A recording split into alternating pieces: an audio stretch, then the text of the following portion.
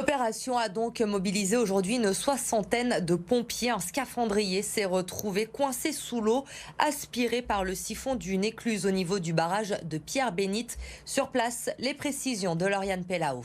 C'est ici que le plongeur professionnel est resté coincé plus de 3 heures sous l'eau alors qu'il faisait une opération de maintenance classique. L'homme a été aspiré par un courant d'eau et plaqué contre une paroi du barrage. Il n'a pas réussi à se dégager seul en raison de la pression du Rhône et il a donc été coincé par la jambe à 10 mètres de profondeur. Pour le libérer, une soixantaine de pompiers a été mobilisée. Écoutez. On craignait tout simplement que le risque de noyade, tout simplement déjà, ou un malaise. Il était sous 10 mètres d'eau et il n'était pas possible d'engager directement des moyens de secours, qu'ils soient privés ou publics, à proximité, parce que le risque qu'il y ait la même chose qui arrive était tout à fait probable.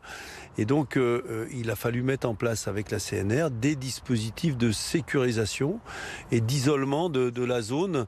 On a créé en fait une sorte de piscine où il n'y avait plus de pression pour pouvoir accéder à la personne qui est restée, je leur dis, 3 heures sous l'eau.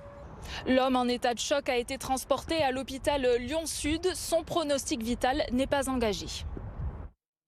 C'est un carton de non-invitation qui a provoqué l'annulation du bal de fin d'année de l'université Lyon 3. Éric Carpano, le président de la fac, l'a annoncé aux étudiants en fin de semaine dernière après avoir appris que certains étudiants avaient été blacklistés de l'événement. Les explications avec Eline Dany et Jade Terlinck.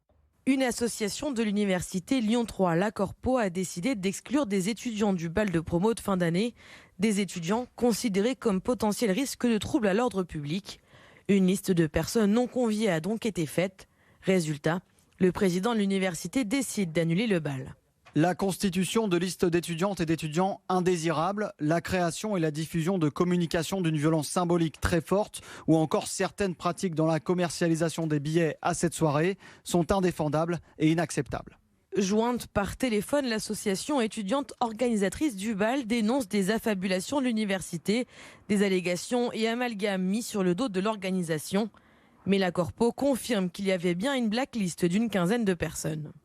Au-delà de la violence symbolique du message communiqué par Monsieur le Président Carpano, sans laisser la moindre place pour un échange, les faits relatés comme graves et concordants ne correspondent pas à la réalité. À un mois de l'événement, nous restons néanmoins déterminés à envisager toutes les solutions possibles pour pouvoir proposer à l'université Jean Moulin Lyon 3 un moment d'exception. Une annonce qui n'a pas manqué de faire réagir les étudiants déçus de l'annulation du bal. Je trouve ça juste dommage de punir tout le monde. Il s'agirait de punir les élèves qui sont coupables, quoi. C'est dommage parce que ça aurait permis d'avoir un moment de partage entre les étudiants, au contraire pour se reconnecter à la fin des partiels et justement pour essayer d'apaiser un peu ces problèmes politiques. Cette nouvelle tombe dans un contexte déjà tendu à Lyon 3. L'UNEF alertait la semaine dernière sur la montée du racisme, du sexisme et de l'islamophobie au sein de l'établissement. Ils appellent au rassemblement ce jeudi midi devant la manufacture des tabacs. Les forains des marchés lyonnais se mobilisent. Ils se sont rassemblés ce matin devant la mairie du 4e arrondissement. Ils ne sont pas satisfaits de la concertation en cours qui veut instaurer de nouvelles règles pour les forains. Reportage sur le marché de la Croix-Rousse, Mélanie Ferreira. Sur le marché de la Croix-Rousse, Marie a ses habitués et ses habitudes. Habitudes qui pourraient bien être bouleversées par le nouveau règlement que la mairie veut mettre en place. Elle ne pourra plus, par exemple, s'absenter plus de 4 semaines consécutives sans motif valable, contre 8 aujourd'hui, sous peine de se voir radier. Il faut que je bouge pour aller chercher ma marchandise. Et il me faut aussi du temps. Je ne vais pas en Afrique pour 2 semaines. Et de 2, je parcours toute la France aussi. En été, je vais aussi vendre dans d'autres villes. Et ce n'est pas le seul motif de mécontentement. On me donne 6 mètres ici. Donc si je fais un petit retour comme ça, ils veulent me compter aussi le retour. Ça, c'est trop, quoi, c'est trop. Ce vendeur d'épices, lui, pourrait se voir interdire l'usage de ses barnums comme les autres commerçants. Il prend cela comme une remise en question de son autonomie. On est indépendant, on sait ce qui est bon pour nous. Et le fait que des gens qu'on n'ait jamais vus de notre vie viennent nous remettre en question, c'est déjà très désagréable. Et en plus, le fait qu'on n'ait pas d'explication, ça rend les décisions complètement illégitimes. Pour la mairie, il s'agit de redynamiser les marchés lyonnais. Nous sommes passés par une étude auprès de 1000 clients des marchés qui nous ont permis d'identifier des points saillants, des points d'amélioration. Par exemple, le fait de pouvoir mieux circuler sur les marchés, le fait d'avoir une offre plus variée avec plus de bio, plus de local, le fait d'avoir des marchés plus propres à la fin. De nouvelles réunions de concertation doivent avoir lieu avec les forains qui ont quand même prévu de manifester une nouvelle fois leur mécontentement le 23 mai devant la mairie. Allez, on part au camping. À présent, vous êtes nombreux à avoir choisi ce mode d'hébergement pour les vacances de Pâques. Dans le Rhône, beaucoup affichent déjà complet, font le plein pour ce début de saison.